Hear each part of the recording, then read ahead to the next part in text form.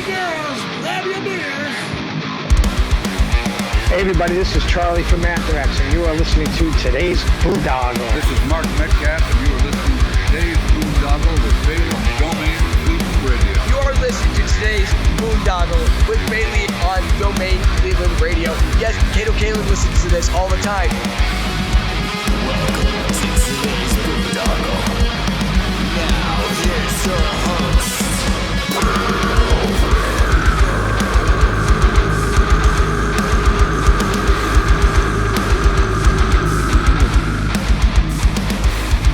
I am Monty Heath, so one Heath, and you are listening to today's Boondoggle. Hey, what's up? It's John from Skillet, and you are listening to today's Boondoggle on Domain Cleveland Radio. Fasten your seatbelts.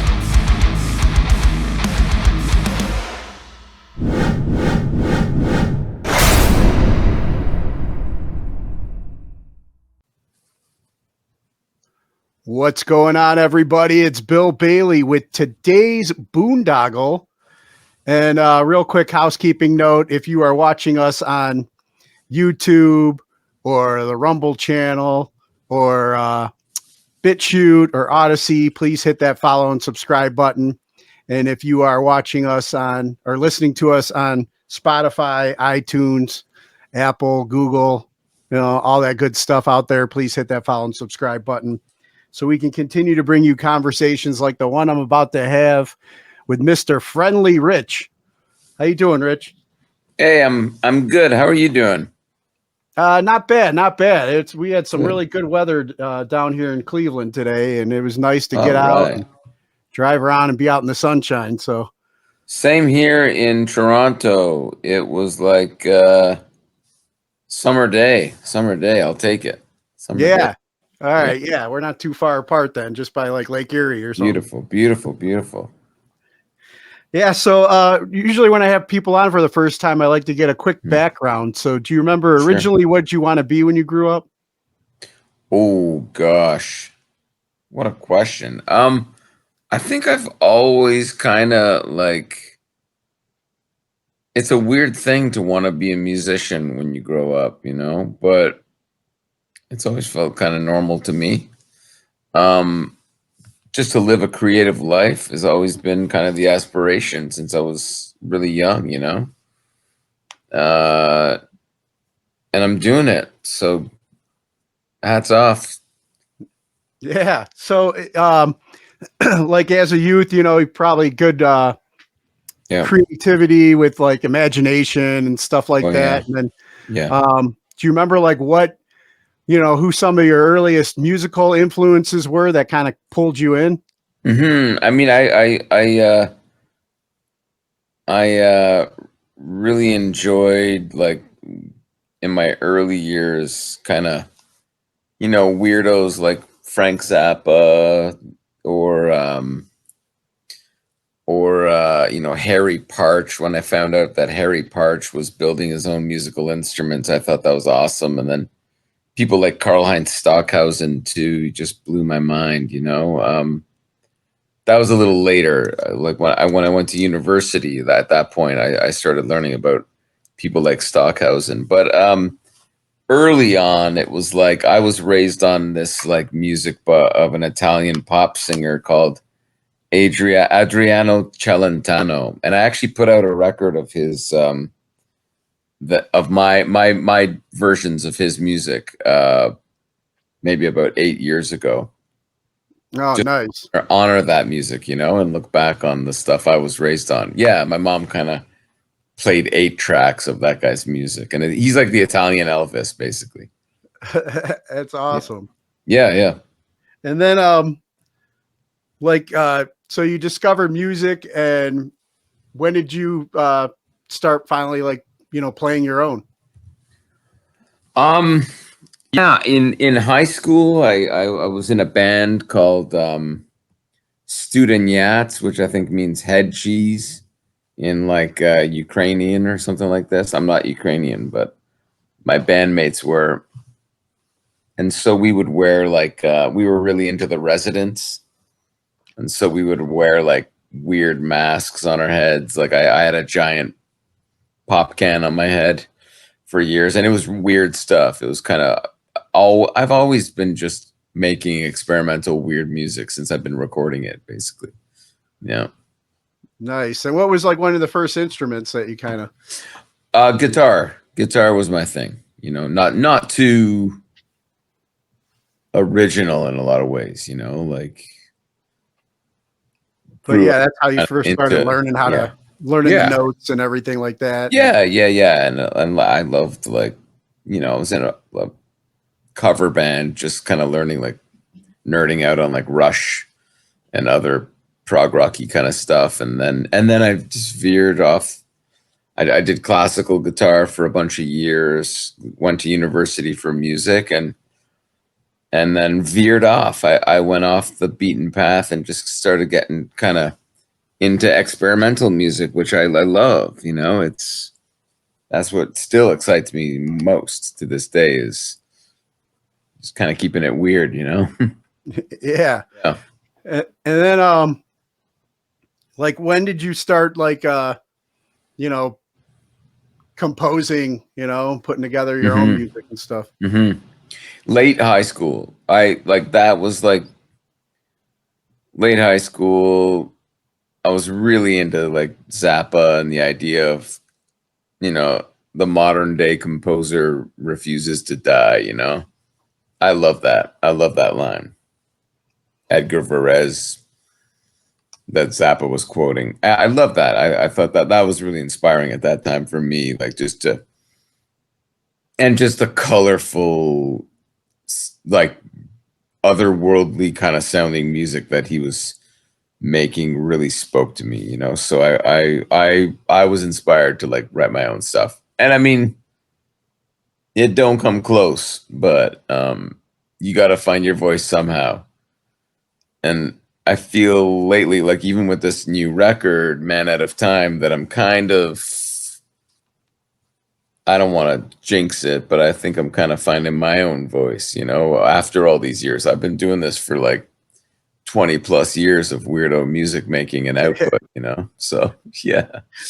And then, I mean, would you say, like, I mean, you know, you said you played in high school with some friends and stuff like that, but then, like, how much did university kind of like set you on your current trajectory where you're at now? You know, university was a complex story for me. Like, it wasn't, I quit like midway through because it wasn't really delivering what I romanticized that it would, you know? So I think we all have our own paths when it comes to our educations. And for me, it's like, I don't know what I wanted out of it, but I just knew that I wanted a life where I could kind of sustain myself and be as weird as possible. Kind of like a guy like Charles Ives, the composer who started the Prudential Insurance. So I actually quit school, quit university, and sold insurance for a couple of years and absolutely hated it. And then I went back with a vengeance and just like finished my undergraduate degree, got a master's degree, and really fell in love with music education as well as composition. So people like the Canadian composer Murray Schafer were really influential to me, and he kind of took me under his wing and mentored me, and that was like life-changing stuff. You know, you get these people in your life that just kind of move mountains, you know, and he was one of them. So then I worked for a bunch of years in music education and continued producing music, and then I did my PhD many years later. Like, I just finished my PhD in 2021. So but along the way, I've had other really fun adventures with music making, composition, and performance. Like, I got to do music for the Tom Green Show when it was on MTV, and yeah, I wanted to ask about that, like when that came about and how that came together. Well, you know, it's like a weird story that I was supposed to go actually work for the residents in San Francisco in just before 9/11. Like, basically, I think it was like 2000 or something, and they stopped me at the border. I think they smelled the fact that I was going to go work there illegally, and I didn't get in. And that was kind of heartbreaking for me, because it's like I wanted to work for my heroes, you know. And in a way, you kind of look back on it 20 years later and you go, stuff happens for a reason. And Yeah.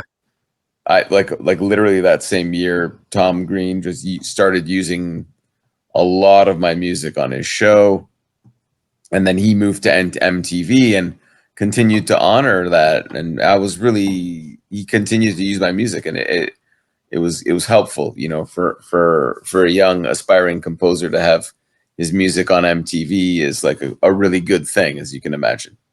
So Yeah. And did you ever like find out like how, you know, he got hip to you and your music, or? I know how. I mailed it all to him. It was back in the day where it's like the hustle was real. Now I still mail my music out to people to this day. Like, you know, I just sent a copy of my record to Tom Sharpling out in California because I love The Best Show. I've just become a huge fan of that show over the years, and you know what? It's like Tom Green was great and responded. Sometimes folks do and they don't. Other times we'll see. I hope Tom Sharpling responds and plays my music because I love what he does. I think he's hilarious and really respect him. So it's kind of that, right? Like you want to share your music with people you admire, and Tom Green was one of those kooks who I was like, what is this guy doing? This is inspiring stuff. I'm going to mail him all my music. And I did. And he responded really, I mean, incredibly. He responded by saying he loves what I do and I want to use your music on my show. So it's like, yeah, absolutely, go.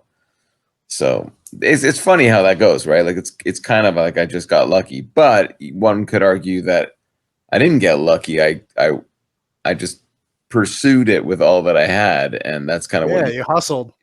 It is what you need to do, right? You got to hustle. Yeah. I'm doing that with you. Like it's an honor to talk to you today on your podcast, you know? So yeah, I'm hoping Tom Sharpling's watching so we can get you. Amen. Amen. here's to that. Here's to that. So yeah, man. That's how it goes. Did you ever get a chance to like, meet Tom Green in person? And yeah. I met him a bunch of years later, and I used to call into, he had like a Webovision show after the Tom Green show was done. And I'd call in there and do weird stuff with like some of my mechanical organs. I've got one right here. Nice. Yeah. It's not fired up, but this is one of my mechanical organs. It's just here in my living room. So yeah, I used to do wacky stuff like that. And I saw him at a club one night. I can't remember where. It's somewhere in Toronto, and it was nice, you know, like every time I've run into him or had any dealings with him, he's always been really cool. And he remembers all of that. And I think that's special to me, you know, like it's one of those things and one of those people that I hold dear to my heart because he didn't have to be that cool and he was. And, you know, sometimes things pop and it's a good thing for everybody. And in that case, it really was, you know? Yeah, for sure. Like I just recently got to hang out with the Trailer Park Boys. They came through Cleveland for a convention. And, I'd heard all about them, but I never like, watched, but after hanging out with them, I'm like, I started like binging, Yeah. Oh, that's like, I got to watch this. Good stuff. Tom Green on there. Yeah. He's on that show. That's right. That's right, man. That's right. So that was just like last week. So it's funny. Then I get the email about your work and everything. Wow. I'm like, all right, cool. Wow, man. It's small world. World, right? Yeah. Yeah. So like you said, everything happens for a reason, I dig it. I dig it. Yeah. Wacky and crazy reasons, but Yeah. Those guys are I love that stuff too, man. Like the music I make is kind of funny, it's not like I don't set out to be a comedian, but I am I teeter sometimes on playing the role of the clown, and I'm all right with that, but I love good comedy, like, and that's really some of it's fun stuff. Trailer Park Boys in its prime is like hard to beat, Oh yeah. Yeah, and they were like totally, really cool guys. Like one of my buddies was a Army veteran, and he was a huge fan. Awesome. And saw that I had hung out with him, and I said, "Hey, they're here all," and he was like, "Dude, I would love to meet them," and I'm like, "They're here all weekend." So I took him to meet them, and like, I guess, they helped keep him kind of sane in their wacky way when he was on his deployment, So it was really cool to see him get to meet them, and they were so cool and accommodating to him, and I got huge respect for them. Oh wow. But so you did your composing for Tom Green, built that relationship, and then you've been doing your own music. And I like, we're talking about the new album, Man Out of Time. It's like been called a dark and deranged collection of folk songs. So like, when did you kind of get like, has folk always been like your thing, or is this just on this journey? Yeah. I mean, I've always been writing these weird songs. I don't know where they fit in. Sure, yeah, it's been called folk songs, but it's I don't really call it that. I think it's just like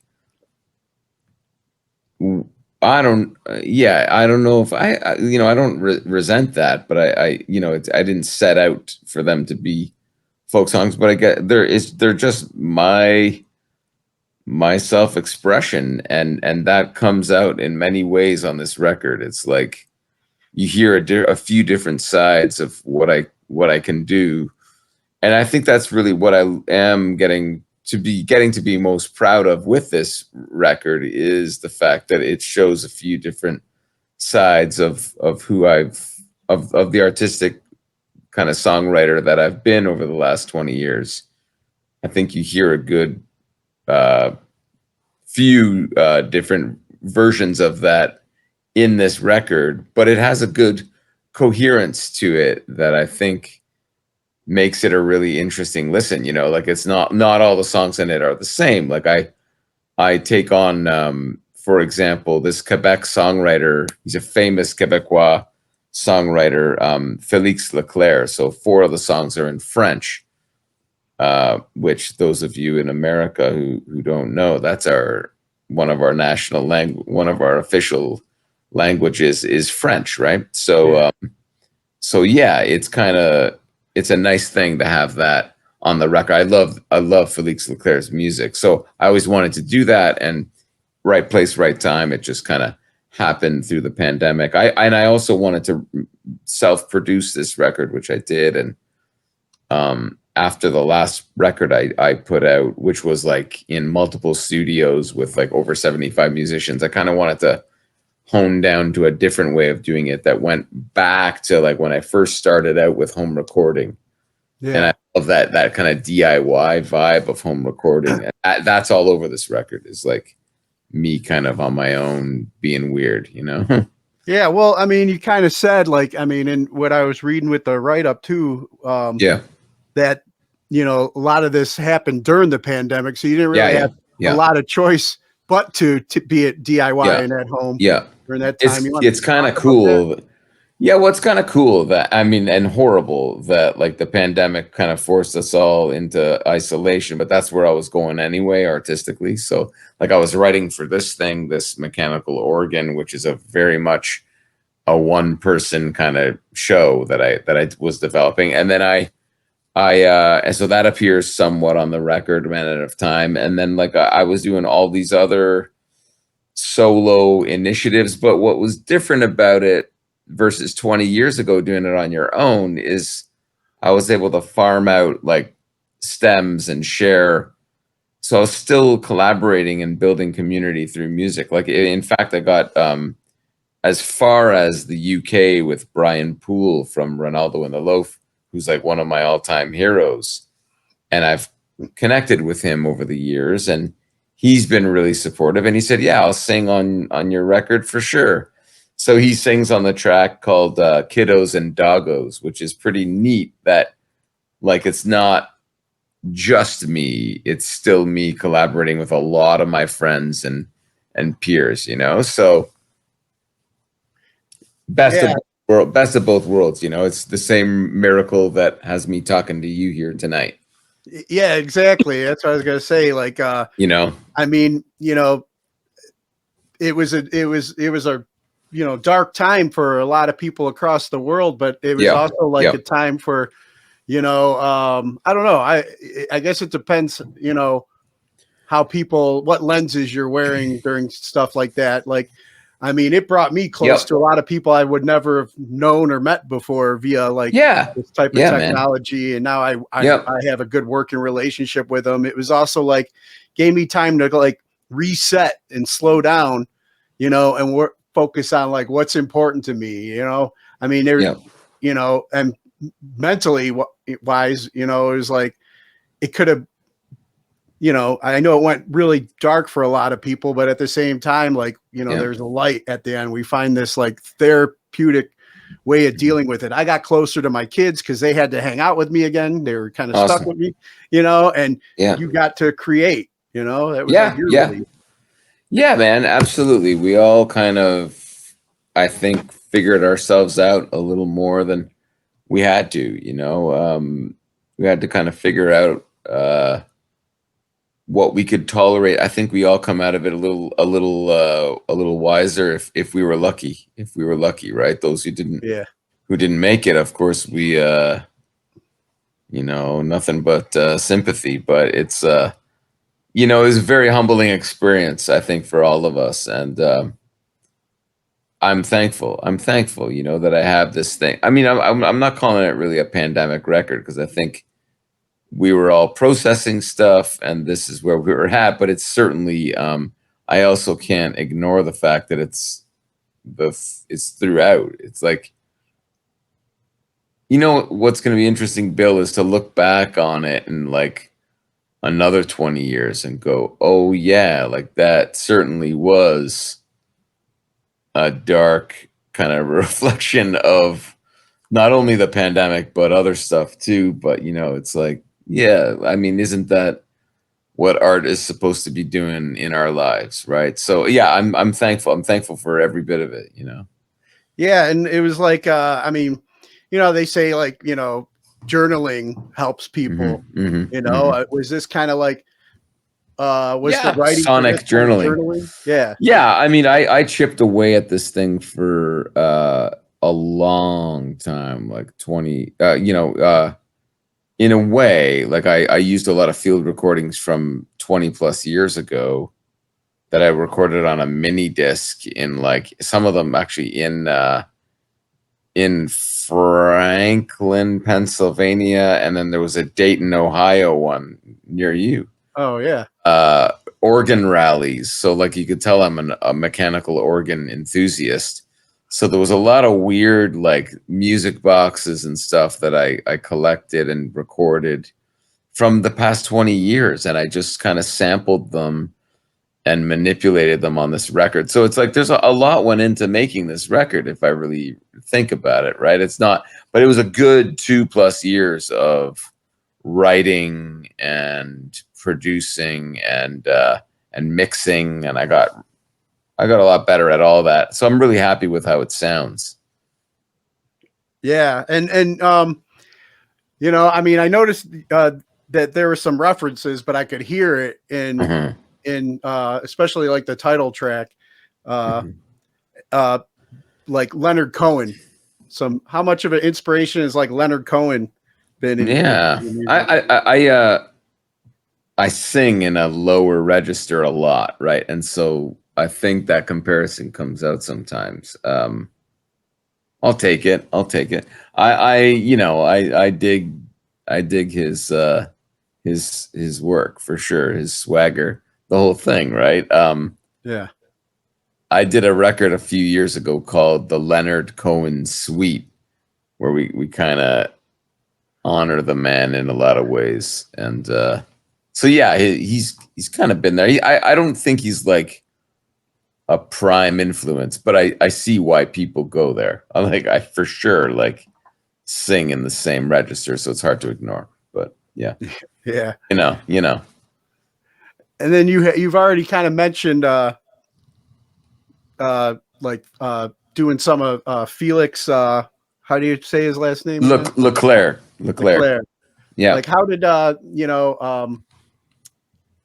us a little bit more about his influence. Well, he's like Leonard Cohen, such a craftsman when it comes to the lyric, and the four songs of his that I picked are pretty standard, like classics in his work, in his canon. I just admire his career and the way he did what he did, and his career both in Quebec and France and other French speaking nations. He's really he's really a beautiful songwriter, just like hits the core. And I've had this one in mind. I realize that in the way I go about it, like some of these ideas take years for me to realize, and I learn to not rush them as I kind of grow older creatively. So this one I've been around for years, and it just sort of presented itself collaboratively with this guitarist I've been admiring in the city of Toronto here, named Mike T. Kerr. And then I got Drew Jureka, an amazing violinist and arranger and producer in his own right, to do the strings on top. So that's kind of the core of what makes the thing really. I'm proud of the way those 4 tunes came out, because it's very, I think, different than Leclerc, but honors the music and the lyrics, the songs in general. So yeah. Really happy that I got to do that, and I want to interpret more of his music. It would be a nice thing to actually, as an Anglophone, I tour Quebec quite a bit, and so it would be nice to tour Quebec with a full set of Leclerc songs. That's kind of what I'm working towards. Nice. And then you'd mentioned, the people that helped you with that, putting those songs together. And I mean, you had quite a few guest performances on this whole album. Now, was this all, like you were saying, everybody just sharing virtually? Yep. So, there was nothing. Nobody put their lives at risk at the time of making this record. We all it was cool. Like all of my friends and peers, including Brian Poole in the UK, as far as he's the farthest away. And I had my friend Michael Ward Bergman in New Orleans do the same. They all got their own setups. So it's kind of neat that you could develop a muscle that's international in terms of sharing files. Actually, I shouldn't say that. My dear friend in Budapest, Sly Juhas, also added drums to this record. He's on the title track, in fact. So it runs as far as a studio in Budapest where he recorded that and threw me those stems. So it truly is an international affair, which is exciting. Yeah, man. And I mean, what's amazing about that too is just like we were saying earlier, I guess it depends where everybody was at mentally during that time, but you reaching out to a lot of these people across the globe to do this, probably they're like, hell yeah, man, I need to do something right now. Oh yeah. And hell yeah, Brian Poole is not someone I go way back with, but Sly Juhas is. So it had a mix of new friends and old friends. Sly and I go back over 20 years. And I love that too, that we can reconnect through using this technology, and we found a way to do it. So that's for me, the lesson is creativity will prevail. If you really want to make something, you got to use what you have at your disposal to make it happen. Now, is making a record in a room a hell of a lot more fun with your dear friends? Yeah, it is. And I look forward to getting back to that. In fact, I have gotten back to it, and that feels so good. But I like the way that we did this too. I like the way that it sounds. I don't know if you can hear that when you listen to it, but You know, it was made in isolation, but still collaboratively, still finding a way to connect with those you know and love, you know? Yeah. Yeah. And then, I wanted to ask you this earlier. When did you become so friendly? Man, I'm just coming off a performance where, you know, I don't know if I am like, it's just a moniker that I've had for 20 plus years. I get asked that question a lot. I try to be really respectful and loving. And so, you But like, know, when did you pick up that moniker? Or when was that? yeah, year early, because in Canada there's a children's entertainer called the Friendly Giant, and a buddy of mine made a poster for a show like ages ago, and like one of my first shows, and he took my head and he put it on the Friendly Giant's body, and he said "Friendly Rich," and that was it. You know, it was like the rest is history. I loved it. I thought it fit, and I was kind of, you know, I'm a creepy friendly. I'm a creepy friendly, and so I stuck with it, and I like that. I like sticking with an artist name and making something of it. You know, like that's the fun in it. Is like this is my 16th record, so you know you can really dig in if you're listening. If you could really dig into my body of work on Bandcamp or on whatever, Spotify or any of those services. I like that. I like the depth of it, right? The more you kind of feed something, the more complex and interesting it gets, you know? Yeah, like I used to, when I first got involved in the Cleveland music scene here, I didn't I don't have any musical talent. I didn't have the discipline to learn how to play anything, but I loved going to shows and being a part of live music. Right, so I started right. promoting bands and booking shows and stuff like that. And I remember one show I showed up a little bit, you know, maybe I was new in a relationship, and you know, you're trying to impress the girl, so you dress a little nicer, you know. Yeah. But then I'm going to like a punk club, a DIY punk club, a little overdressed. Awesome. And my buddy and my buddy sees me, and he's just like, "Look at Dollar Bill here." And then that became my moniker for a number of years in the in the Cleveland music scene. So I know. Well, I mean, I love that. I love the ecosystem, the cultural kind of. We need it. Doesn't so okay. So you never learned an instrument, but you found a way to immerse yourself in that community by putting on shows. And I can't tell you like how special people like you are. Like I'm just coming off a really lovely show last night where there were about 24 bands in a space all playing at the same time and over 100 musicians. And it's like the guy that put it on is a bit of a legend in the city here in Toronto. His name's James B. And it's like he didn't have to book us, but he did. He took a chance, kind of like it sounds like the kind of spirit that you are, you know. He took a chance. He just made something happen. And when you do that, I think like interesting people come together and you forge new relationships, new ideas through doing that. And so I really value all of it, you know? Yeah, definitely. I mean, I got a lot of these people that, you know, were in bands that I gave a chance that no one else gave a chance to. Yeah. And then they end up, you know, all these years later working a lot of these venues. Yeah, man. And that's how you know, I went through a rough think. time with addiction and stuff like that, you know, early on. And now I'm like, I've been sober 14 years. Amazing. But I still like going out to shows and enjoying music. And if my friends are working, they're like, you know, you took care. They always bring up, hey, man, I remember when you did this for me. And it feels good, you know.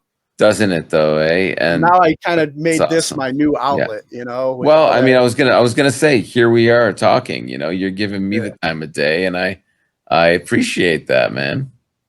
Yeah. Yeah. No. You know, I mean, I get a lot of stuff now emailed, and I read through, and I'm like, all right, let's see. You know, and you're right up, and with your guy really caught my eye, so I definitely wanted to have an opportunity to speak with you and get to know more about. You know, Friendly Rich. I love it. But speaking of the creepy part you mentioned earlier, I saw something in your write-up about recording naked in your parents' basement. Well, how did that help your creativity? I was a messed up. I mean, music basically has always kind of kept me on the tracks.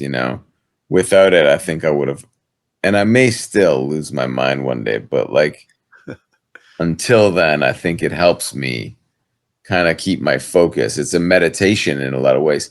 And I was a pervert. There's no doubt. Like I'm not even making that up. Like those early records, I was like doing all kinds of experimental stuff, including sometimes recording naked like a total jackass in my parents' basement. I was just a troubled, not an original story. As original as a young male guitar player. Like it's not that original, but like I went back to those roots of like just being free, not paying for studio time. So having kind of all the time in the world.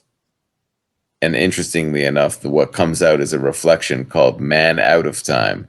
I didn't design it that way, but that's what comes out. So like to not be pressured by studio time or others looking at you when you're amongst your peers, amongst other musicians, super talented musicians that I work with, it's like you almost feel like you're under the it's almost worse than performing live. It's when you're in a studio, it's like you're under the magnifying glass in a lot of ways. And so having a home studio where you can record naked, not that I recorded this one naked. I don't think any of these tracks were fully clothed, Bill. But I late at night, something about that thing of being on your own.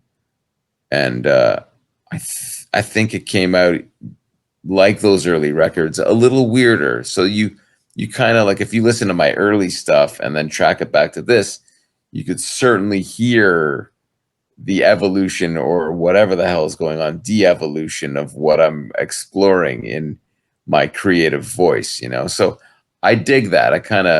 I'm proud of that, and other people have been pointing that out to me. I didn't really set out to do that, but that's kind of nice. So I'm really excited that it's out in the world. It's been out for about a week. So this thing's pretty fresh in terms of how people are digesting it, Yeah. And you mentioned, talking about people digesting it. You mentioned that you just played that show that guy put together.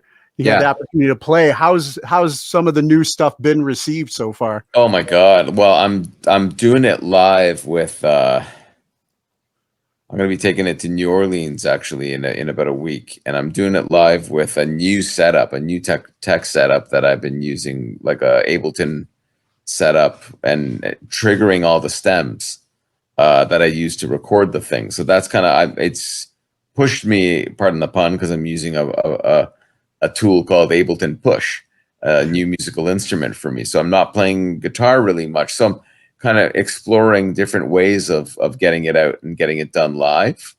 And I've got to say that's been like opening up a whole new universe for me. So people, like, I just did it last Saturday in a city nearby here called Hamilton, and it went over super well, and very proud of that, of like showing it in a new light. So we're going to do it in New Orleans for 4 nights in a row at this place called the Happy Land Theater. It'll be like a little residency, and it'll be cool because every night we're going to do it with a different configuration of musicians. So it'll be kind of taking the material and turning it on its side a little bit, which I'm really excited to do. Nice. Yeah, I got some friends from the Hamilton area. Oh, do you? Yeah. All right. Yeah. Cool city, Hamilton. Yeah, a lot of, they're musicians too, that live awesome, here in the States now. Awesome. But small world again. Yeah, exactly. Yeah. So that's what I wanted to talk about too. So you do got some shows here in the States. You said New Orleans now. You got those lined up. Any other shows coming up? planning to come back to New Orleans again in June to pull it all together, kind of an amalgamation of those 4 nights. So that's what I'm working on now, and then trying to get to Quebec in this late summer, early fall, and then trying to go to Europe later this year. So a lot on the go, but one step at a time. I'm going to try to really make the most out of this New Orleans experience. Oh yeah, for sure. Yeah. So it's exciting. I've been to Europe a bunch. Like I haven't been in the past 9 years, so it'll be nice to go back. But we've toured there a bunch, so it'll be good to get back there and keep connecting with those audiences. My music goes over really well there. It's a bit of a different world. They seem to get it a little more. Are you big like Hasselhoff over there? I wouldn't say that. Who is? But yeah, no, it's cool. It's really there's been some labels out there, and now there's a publisher out there that are into what I'm doing. So I go where the love is, and it's certainly out there and in Quebec in a lot of ways. So yeah, it's really uplifting to kind of share it and have the music, like, as weird as my music is, find an audience because it's out there, Oh yeah. Yeah. Something for everyone out there. That's it. And then what other like kind of goals do you have going forward? Oh, well, everything from a crazy puppet opera to a duets record with like 2 of my dear friends and collaborators. Those are 2 that come to mind. I'll never be bored. I always just got like, a bunch of different projects kind of cooking to keep me happy, and those are 2 that are on the burner for me that are kind of in development right now. Nice. Well, when you get the puppet opera thing going, man, we'll have to have you back on. Right on. I'd love that, Bill. It's so nice to speak with you. Yeah. Yeah, you too. I'll be looking forward to that. Before we get ready to wrap up, I want to ask you a couple of the questions that I normally ask. Go ahead. I have on. Who would you say your top 3 musical artists are? Well, I revealed that I kind of came up listening to people like Zappa. So I'd have to go there. Tough question. I'll say Ronaldo and the Loaf from the UK. My buddy Matt got me into them, and it kind of changed my life. And I'm honored that they're actually on Minute of Time. Brian Poole performs on it. And I'd let's say Wendy Carlos, just to have some fun there. I love her music as well. I love that weird synth shit too, so pardon my French. Well, it's the language up there. It's all right to That's it. It is our national. It is one of our official languages. Yes. And then, what's the last book you read? Great question. You know what? I'm trying to tear through the 2 books, the Bob Dylan book, the new Bob Dylan book on songs, and that's a weird one. And a book of poems about that I just picked up when I was in Louisville, Kentucky, by a guy named Richard Taylor. A book of poems about Muhammad Ali, who I didn't know.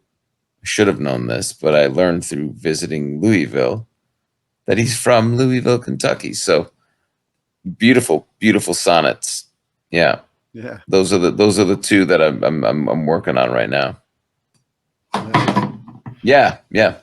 And then 3 people who've inspired you and you can credit for making you the person you are today. Ooh, boy. Ooh. Well, I'll cite Murray Schafer, the composer who just died recently.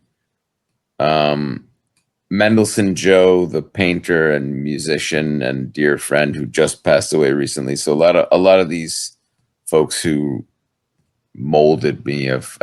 We just lost them recently, so those two, and I'll say my mom just to be nice.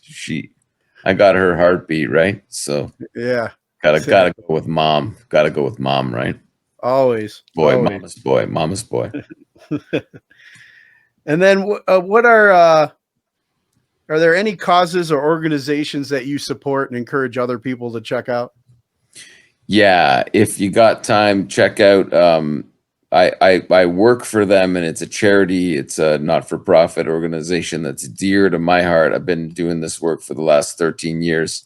It's a community music program. It delivers free music lessons to kids in underserved neighborhoods in the city of Toronto. It's called Community Music Schools of Toronto. So the website is communitymusic.org, and I urge people to consider donating or just learning more about that initiative. It's a special project, very dear to my heart, and I appreciate you asking.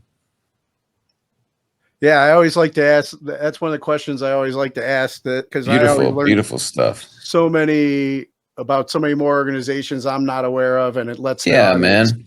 hear about what else is out there. Well, you're doing the good work, Bill. I admire it. I'm trying. It's like we need to. We're in this together. Yeah, exactly. We need to know more about the good. Being of service to others. It definitely helps us. Amen. And then, favorite toy as a child. You really want to know? I used to put Lego up my ass. That's a true story. Like I've been weird for way too long. I mean, you put them up there. Have you gotten them out yet? I'm still working on it. Apparently it's a long. That intestine is a long path to Legoland. But I mean, if it comes out like building something, then that's pretty, man. Constructs. Yeah. Yeah. I don't know what's worse, stepping on them or shoving one up your ass. Yeah, I don't know. I'm the latter, unfortunately. I'll just stick with what stepping on them feels like. Getting up there, the hemorrhoids and stuff. I don't want to. Oh God. But and then yeah, how do I follow that up? Yeah, I know. I was gonna say that's a tough one. I'd just say, I mean, you've been up there in Canada your whole life. Everything we've all went through, like you said, with the pandemic and stuff. Is there any message that you have for everybody out there? Because it's been, a hectic couple of years of divide and distractions and, not knowing what, I mean, the lockdowns and stuff like that. Do you have any message for people out there that you'd like to see? If you could speak it right now into reality, what would you like to say to the world? Ooh, yeah, that's a great, and that division is real. It's palpable even here in our country with trucker convoys and whatnot. We kind of saw it unfold. We're all a little rattled, I think, coming out of this thing, and so just to get closer with your community and to make it count is really why what I would try to promote and just loving each other and that's hard to do sometimes when we're feeling like we're like this, we're against each other in a lot, but it doesn't have to be that way, and kind of just loosen up on the political stripes too, and just like try to have dinner with a Democrat, try to have dinner with a Republican, try to find the similarities between us because they're there, so I noticed too. Can't break bread, right? Yeah, exactly. And I noticed too during that time, a lot of people that I'd always been friends with, you Yep. know, especially in the local community and music scene Yeah, here. yeah. You know, I mean, everybody was saying things behind a keyboard that they probably normally wouldn't say to each other Right, face to face. right. And you're wondering, That's it. well, that's if it. things ever get back to any kind of normal, how are things Yeah. going to be when we get back together? And you know what? When we got back together, it was usually at a show with some live music, and There you go. There we've you forgotten all about all that petty crap we were That's it. arguing about online, you know, That's it. and music brought us all back together. And Yeah. hopefully we just remember that and stay focused on that. But I did like what you said about getting together, breaking bread. It's like when you try and shut one person that you don't agree with up and don't even Yeah. give them an opportunity to speak, then how do we learn? How do we grow? No. How do we come together? You know? Yeah, you're making that kind of impossible if you shut people out. So I think that's a real difficult thing to do. We all got to make that effort, you know. So Yeah, exactly. yeah, man. I guess the main thing is we just got to be friendly to each other, right? Well, there you go. There you go, Bill. Thank you. Well, hey, Rich, friendly Rich, it's been great getting to know you and a little bit on this this little journey we had together. This, you know, our own breaking of the bread here. Yeah, you you know. too. You too. This has been lovely. And I appreciate your time. And if you know, for the audience out there, if they're brand new to hearing about you and want to check out more of your work, where would you send them? Go to friendlyrich.com. Yeah, thanks. Awesome. And if they want to pick up the new album, is it available on there as well? You got it. Yeah, it's all there, and on my Instagram, my TikTok, all of it. All the links are at friendlyrich.com. Yeah, good. Awesome. Rich, thank you so much for your time, man. It's been good talking with you, and hopefully, you know, hopefully you'll have a date through Cleveland sometime. Back at you. And yeah, I'd love that. I'm looking in 2024 to do a lot more dates in America, so I'll come find you, Bill. Sounds good, man. All right. All right. Take care. All the best. You too. You too. Bye. Bye.